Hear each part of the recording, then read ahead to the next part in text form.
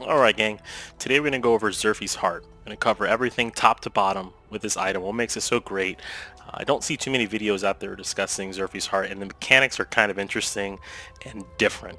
As you know, PoE is a game where you really gotta practice, or you gotta try something out before you theory craft it, because it can go one way, it can go the other way, and you get where I'm going. So for the sake of time, let's go ahead and dig in. This item is so fucking OP, especially when you combine it with Mirage Archer. Um, what does Soul Eater do? And the reason why this item is so OP is because of the Soul Eater mod. Even Headhunter, which is not even arguably, it is the best unique in the game, the best chase item, you name it. Even Headhunter doesn't give you a consistent mod. It's all random depending on the rare monsters in the map. So with that said, gaining Soul Eater consistently for 10 seconds in a map is just so fucking OP. It's ridiculous. So that's what makes zerphi'sheart so OP. But let's go one step further and talk about all the other mods it has. First things first, it is stupid rare to get this item. I was lucky enough to purchase the Vial of Sacrifice back then when it was a little cheaper than it is now. But so we'll go line by line.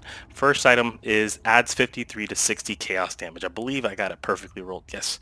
What that does is it's good quality of life, especially if you're a chaos damage build, and that is what I'm actually playing this league. I'm going Chaos Rain of Arrows. So, and it's served me really well. Shaper kill, Uber Elder kill. Was able to do everything with this character, which is great. But is that damage needed or necessary? No. But if you're a character that does base base chaos damage, and you stack it, which is what I'm doing with added chaos damage, have chaos damage on my rings. This is just nice quality of life. The next item on the list, I think it's the setback, or an item in any ARPG can't be so good without having some type of setback. And in this case, the balancing, if you will, came in with items and gems have 50% increased attribute requirement. So I mean that hurts. It really does hurt. And the reason why I say that is because you have to build around it. I mean, like for example, my character has 190 strength, 175 intelligence, and 415 dexterity. So that's just to get by. And I'm talking about not having your intelligence based gems at max level. I'm lucky enough to have damage on full life and use these two because they don't require the top end like curses like despair and stuff like that.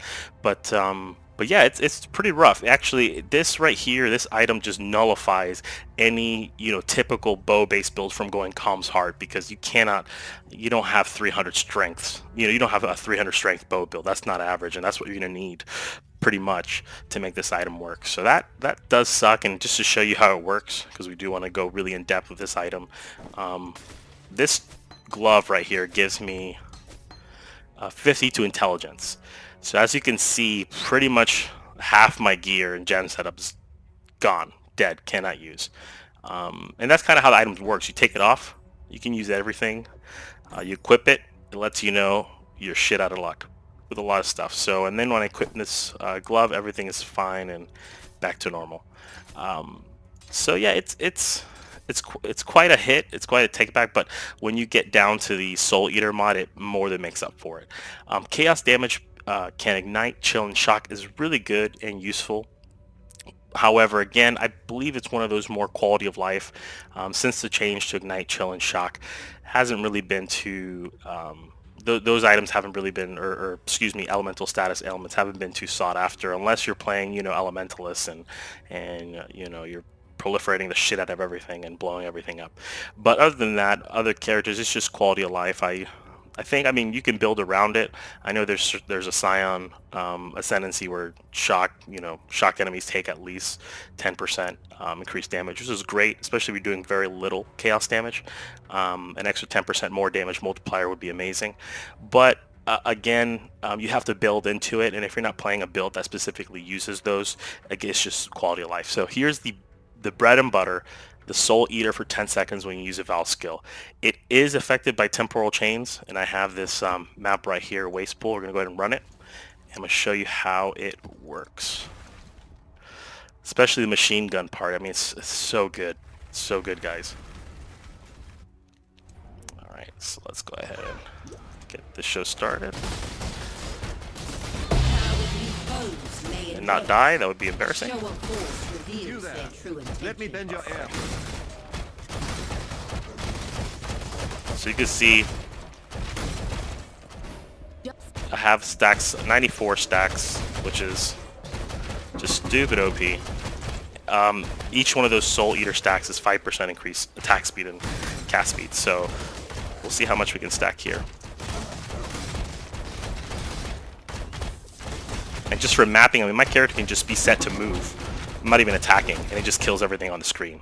And this is the build I've been dreaming of playing with since Mirage Archer came out, so it's just so great that this item, well, thanks to this item, I'm able to accomplish that.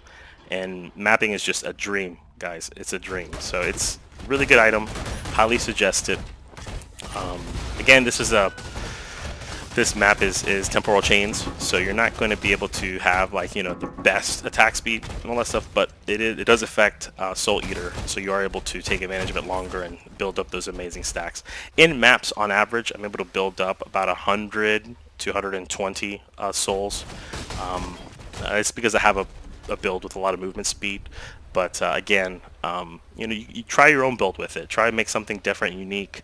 I really suggest it. I know it's ridiculously overpriced, but if you can get lucky grinding for it, you might find a cheap one on PoE Trade, Valve Sacrifice. Yeah, hope you guys enjoyed this video, and I'll catch you guys next time.